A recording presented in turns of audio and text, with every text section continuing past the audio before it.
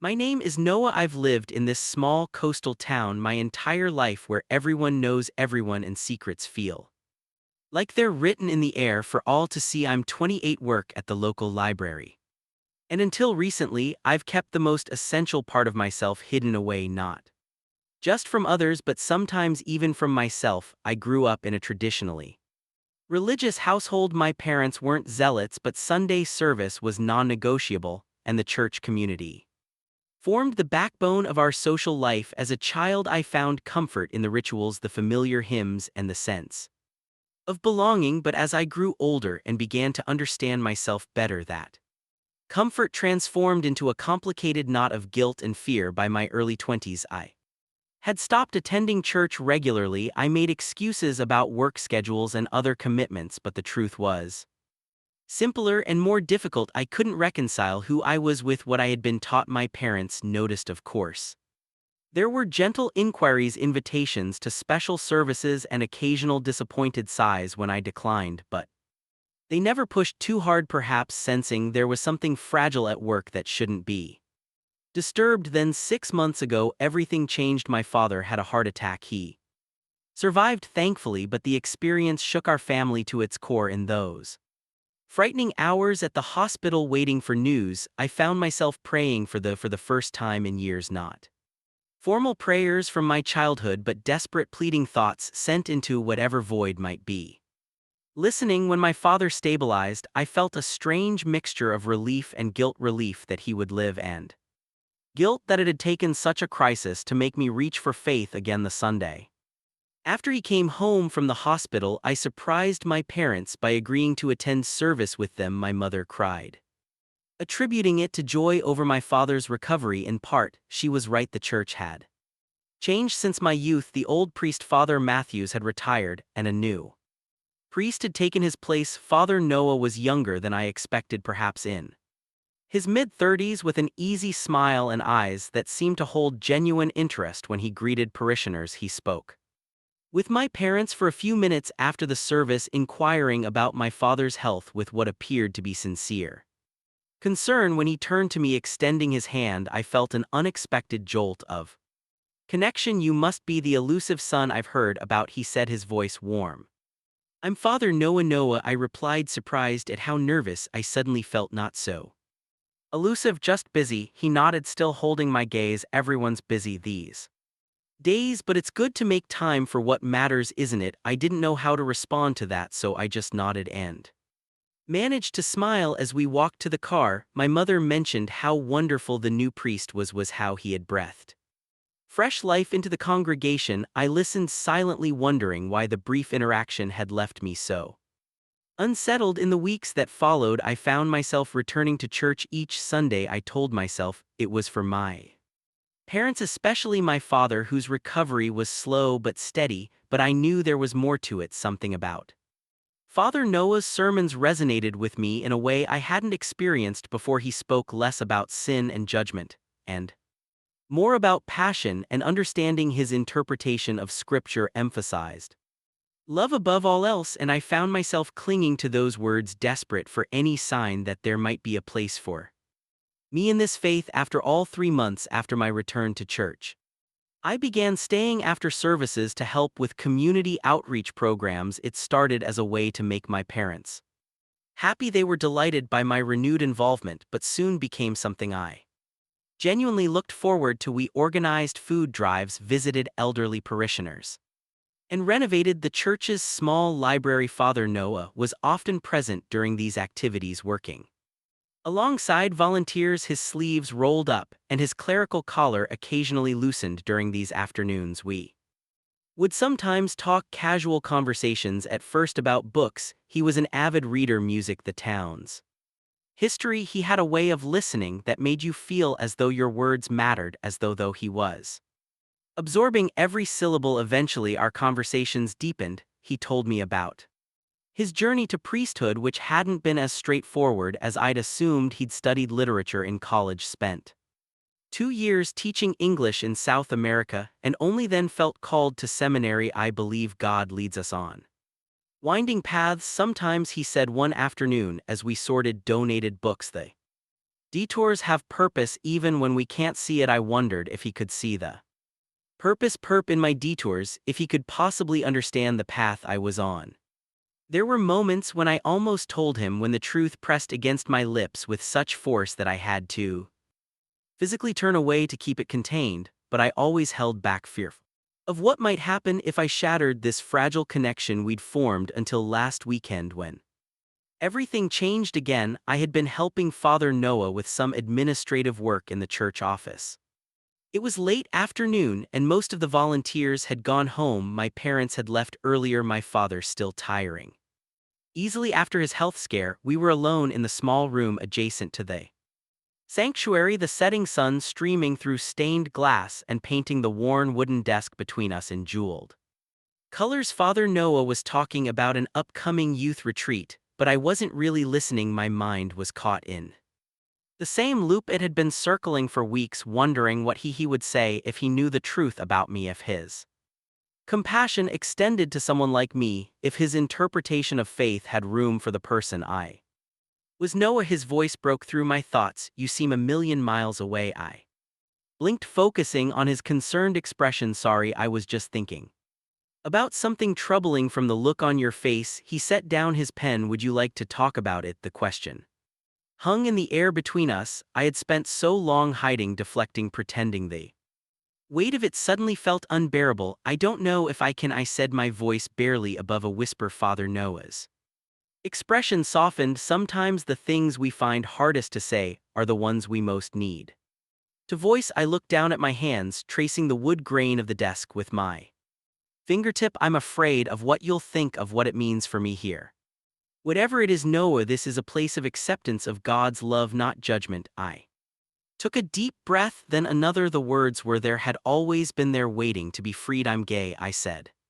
Finally, the declaration hanging in the stillness of the church office. I've known for years, but I've never really said it out loud to anyone connected to this place, not even my parents. I couldn't look at him. The silence stretched, and with each passing second I felt my heart rate accelerate. Had I made a terrible mistake? Would he ask me to leave? Quote scripture at me? Tell my parents? Then I felt his hand cover mine on the desk, a brief reassuring touch.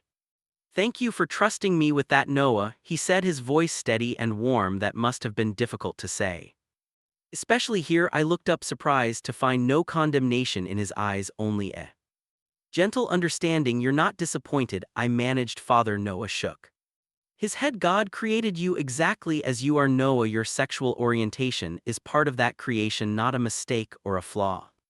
I stared at him, feeling something unravel inside me, a knot of tension I'd carried for so long I'd forgotten it wasn't a natural part of me. But the church I began, the church has not always been a welcoming place for LGBTQ+ individuals, he acknowledged, and different denominations and individual priests hold different views, but I believe in a God of love and inclusion. I believe Jesus taught us to love our neighbors as ourselves without qualification. Tears pricked at my eyes.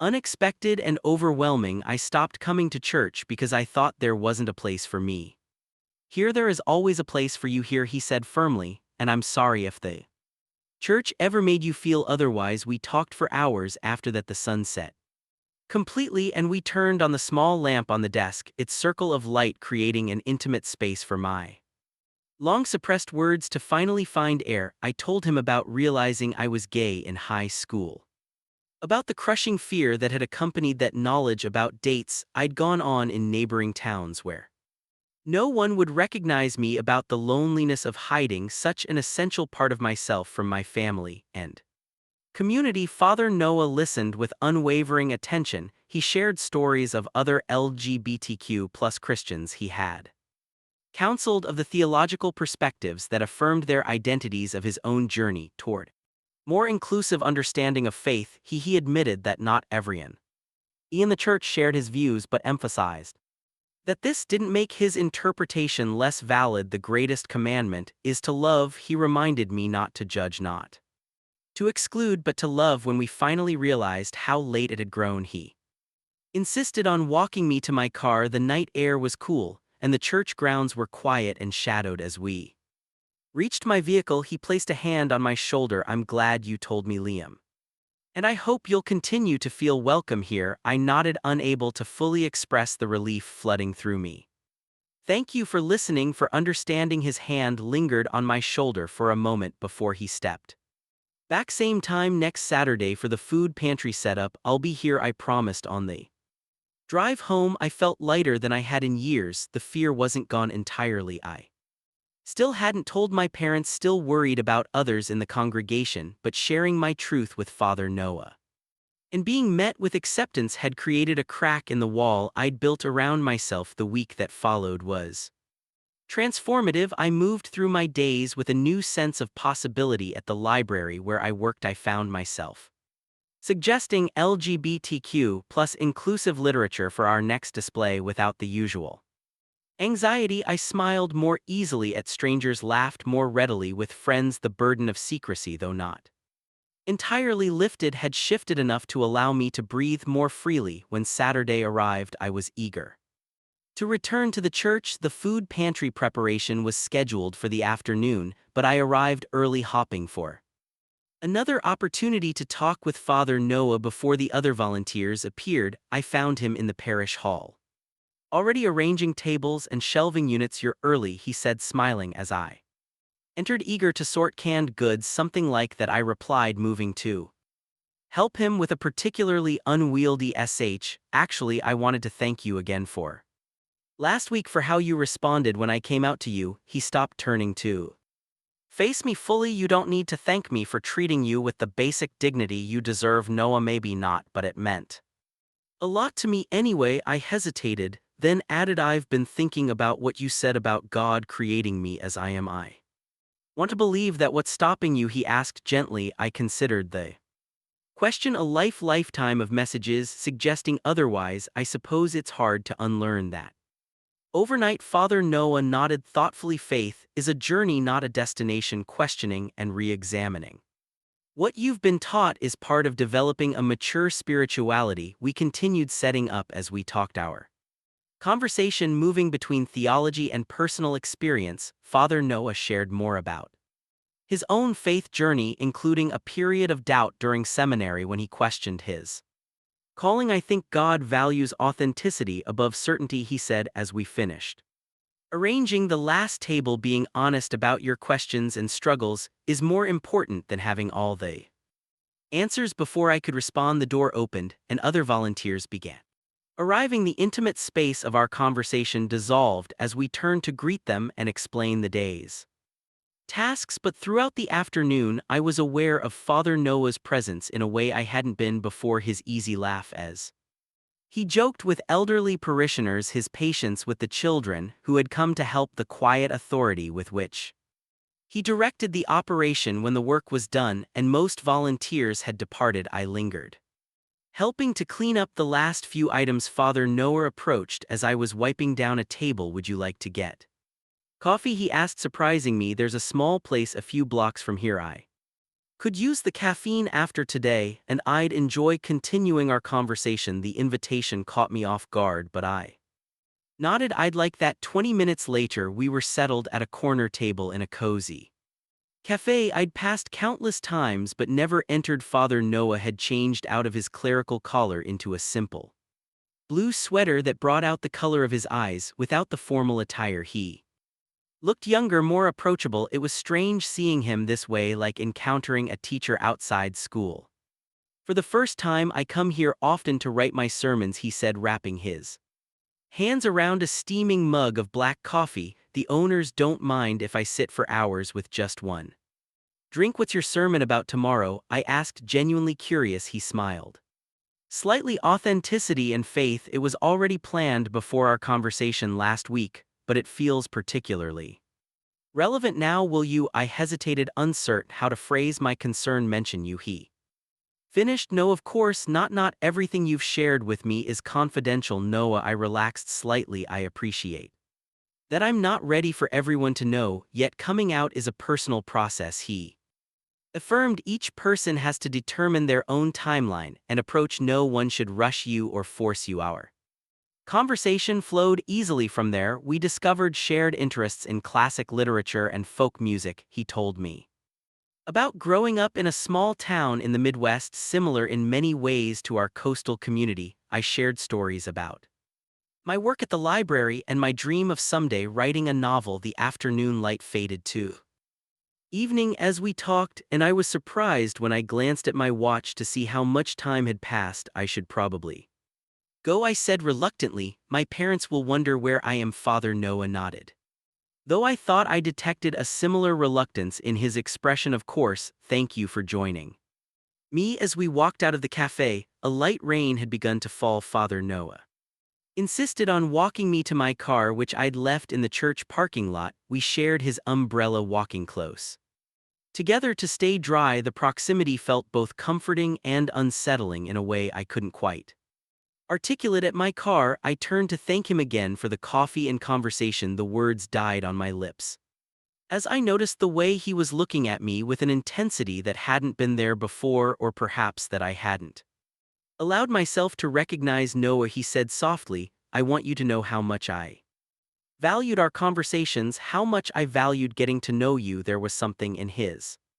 voice that made my heart beat faster. I valued them too, I replied, my own voice sounding strange to my ears. He seemed on the verge of saying something more, then appeared to think better of it. I'll see you tomorrow at service, I nodded, suddenly unable to form words. He smiled, a brief, almost sad gesture, then turned and walked back toward the church, the umbrella bobbing above him in the gentle rain. I sat in my car for several minutes before starting the engine, trying to make sense of the strange energy that had arisen between us. Had I imagined it? Was I projecting my own confused feelings onto a man who had simply shown me kindness and acceptance? I drove home in a daze, barely aware of the familiar streets passing by my window. That night, I slept fitfully, my dreams filled with fragments of our conversations and images I couldn't quite recall. Upon waking Sunday morning arrived with clear skies and a knot of anticipation in my stomach. I dressed carefully for church, taking more time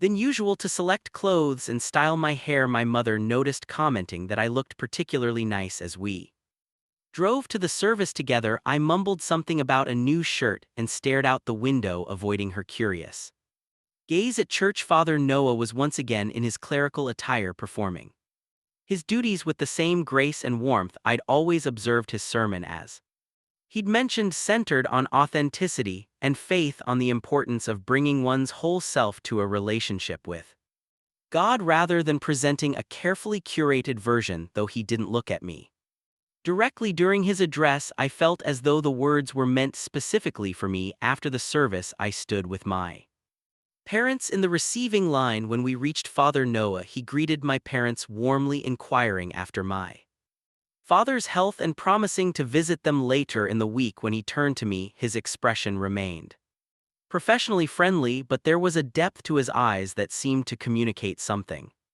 private. Good to see you, Noah, he said, clasping my hand. His touch lingered just a moment longer than strictly necessary. Will you be helping with the youth group meeting this afternoon? I hadn't planned to, but I found myself nodding. Yes, I can be there. Wonderful, we'll need all the help we can get. The teenagers are planning their summer service project. As we walked away, my mother expressed surprise that I was volunteering. Yet again, you've become quite involved with the church lately, she observed. It's lovely to see, but don't overextend yourself, dear. I enjoy it, I said simply. It wasn't a lie, though it wasn't the complete truth either. I returned to the church that afternoon, finding a group of about 15 teenagers gathered in the parish hall with Father Noah and two other adult volunteers. The energy was chaotic but positive as the teens debated various service project ideas. Father Noah facilitated with patience, occasionally redirecting when conversations went off track, but mostly allowing the young people to lead the discussion themselves. I helped set out snacks and then sat somewhat awkwardly at the edge of the group, uncertain of my role. Father Noah caught my eye and gestured for me to join him at the front of the room. Everyone, he addressed the group, this is Noah. He works at the town library and has a lot of experience with community service. I thought he might have some insight into local needs. Suddenly, the focus of 15 teenage gazes, I felt a flush creeping up my neck. Yes, well, from what I see at the library, there's Definitely a need for educational support in some of the lower income areas of town. Maybe a tutoring or reading program. This suggestion sparked a new round of discussion, and I found myself drawn into the planning process. By the end of the 2-hour meeting, the group had decided on a combination of environmental cleanup and literacy promotion. They would clean up the beach area while also collecting gently used books to create small free libraries in underserved neighborhoods as the teens dispersed. Father Noah approached me. Thank you for your input. They really responded to your ideas. They're good kids, I said. Feeling oddly proud of the project we developed together. Smart and compassionate. Yes, they are. He glanced around to ensure we were alone, then added in a lower voice, could you stay for a bit? I'd like to talk with you. My pulse quickened. Of course. We moved to his office, a small room adjacent to the sanctuary that I'd only glimpsed before. It was modestly furnished, but personal bookshelves lined the walls filled with theological texts but also literature and poetry. A worn leather chair sat behind a simple desk, and photographs of what appeared to be family members were arranged on a side table. Father Noah closed the door behind us, not completely, but enough to provide privacy. He gestured for me to take a seat in one of the chairs facing his desk, but instead of moving behind it himself, he chose the chair beside mine. I feel I need to apologize, he began, his voice earnest. I'm concerned that I may have acted inappropriately yesterday. I frowned, confused at the cafe. I don't understand, he sighed, running a hand through his hair in a gesture that seemed uncharacteristically nervous. Noah, I value our conversations and your trust in me immensely. As a priest, it's my duty to provide spiritual guidance and support to all parishioners, but I'm also— He paused, seeming to search for words, aware that the dynamic between us has perhaps become complicated. Understanding began to dawn. You mean because I came out to you? Partly that, yes, but also because He hesitated again, then continued with apparent difficulty. I find myself thinking about our conversations more than I should, looking forward to seeing you in a way that goes beyond my role as your priest. My heart was pounding now so loudly I was certain he must hear it. I don't understand what you're saying. Father Noah met my gaze directly. I'm saying that I'm concerned about my own feelings. Noah, as a priest, I have ethical obligations. I shouldn't develop personal attachments that might interfere with my ability to provide pastoral care. Personal attachments, I repeated, the words hanging in the air between us. You mean— I mean that I find myself drawn to you in ways that are not purely pastoral, he admitted, his voice barely above a whisper, and that is something I need to address within myself, not burden you with. I sat in stunned silence, trying to process what he was telling me. Part of me wanted to reach out to bridge the small distance between our chairs, but another part recoiled at the complexity of what was unfolding. I don't know what to say, I finally managed. You don't need to say anything, he assured me quickly. In fact, I shouldn't have said anything at all. I just felt dishonest continuing our interactions without acknowledging this complication. Is it really a complication? I asked, surprising myself with the boldness of the question. If we both feel the same way. Father Noah's expression tightened. Noah, my position comes with responsibilities, boundaries that exist for good reasons. You came to me in a vulnerable state, sharing something deeply personal. Responding to that with romantic interest would be an abuse of the trust you placed in me. But what if my feelings developed independently? I argued. What if I was drawn to you before I ever confided in you? A flash of something— hope perhaps— crossed his features before he composed himself. Were you— Yes, I admitted. From the first time I heard you speak, there was something about your perspective, your compassion, that resonated with me. My coming out to you wasn't the beginning of my feelings.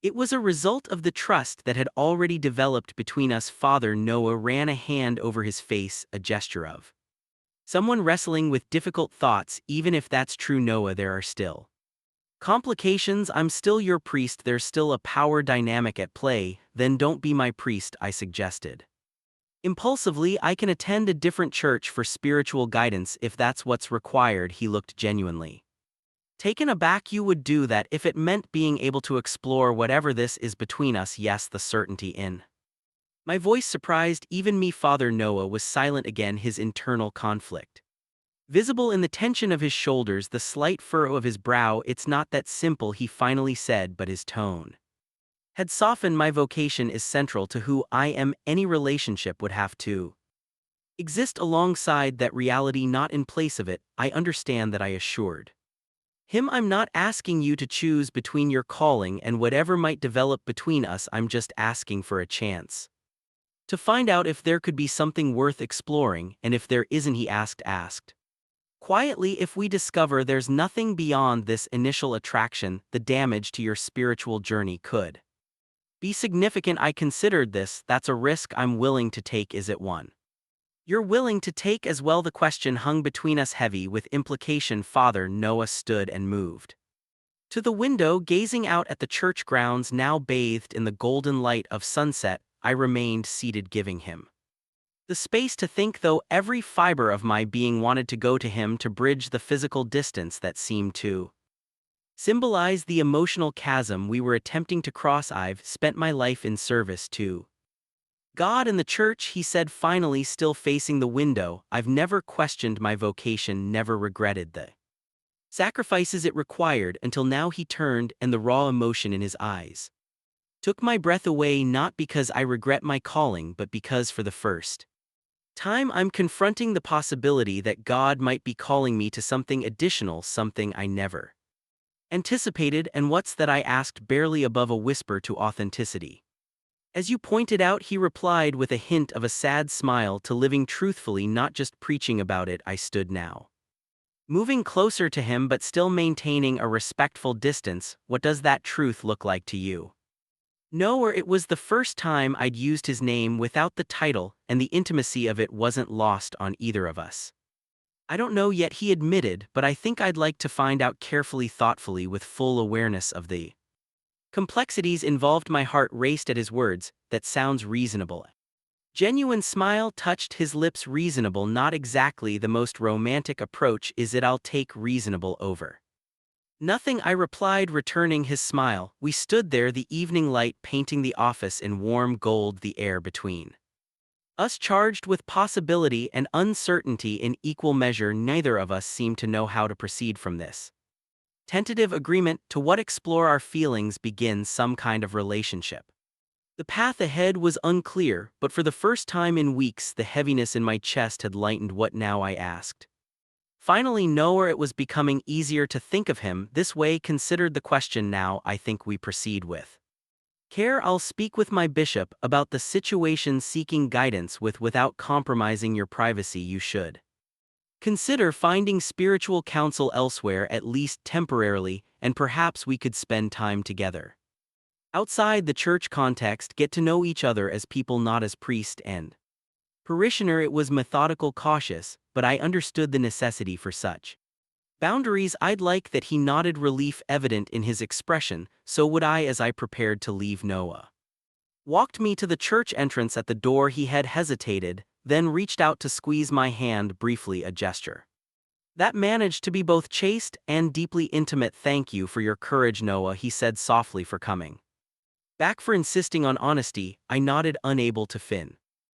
adequate words for all I was feeling. "I'll call you tomorrow, I'd like that," he replied, echoing my earlier words with a warmth that stayed with me as I walked to my car. The weeks that followed were a careful dance of getting to know each other outside the context of church. We met for coffee in neighboring towns, walked along the beach during quiet weekday afternoons, and once even attended a symphony performance in the city an hour away. Each encounter deepened my understanding of who Noah was beyond his role as Father Noah. His dry sense of humor, his passion for social justice, his surprising competitiveness when it came to trivia games. True to his word, Noah had spoken with his bishop, a conversation he described as challenging but ultimately supportive. The bishop had advised caution and discretion, but acknowledged that clergy were human and entitled to personal relationships provided they maintained appropriate professional boundaries. I had begun attending a different church in a neighboring town for Sunday services, though the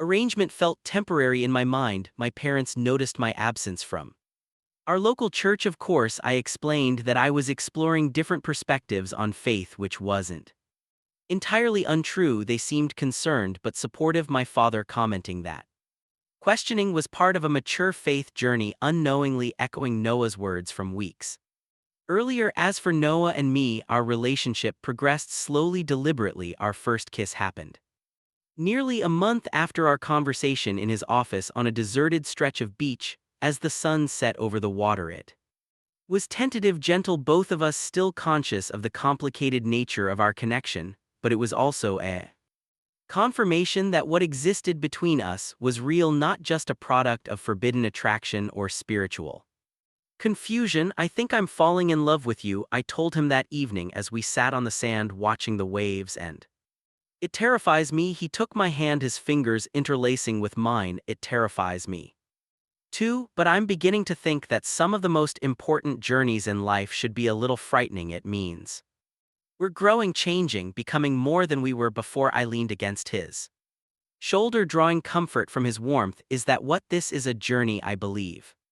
So he replied, his voice thoughtful, one neither of us expected to take, but perhaps one we were meant to find. The future remained uncertain. There would be difficult conversations ahead with my parents, with the congregation, with ourselves. Noah's vocation would always be a central part of his identity and reconciling that with our relationship would require ongoing negotiation and understanding. But as we sat there on the beach, the setting sun painting the sky in colors that rivaled the church's stained glass, I felt a peace I hadn't experienced in years. I had spent so long believing that I had to choose between my faith and my identity, between the comfort of religious community and the truth of who I was. Now sitting beside Noah, I began to see the possibility of integration, of a life where acceptance came not despite faith, but because of it, where love was not a contradiction of spiritual values but their highest expression. Whatever happens, Noah said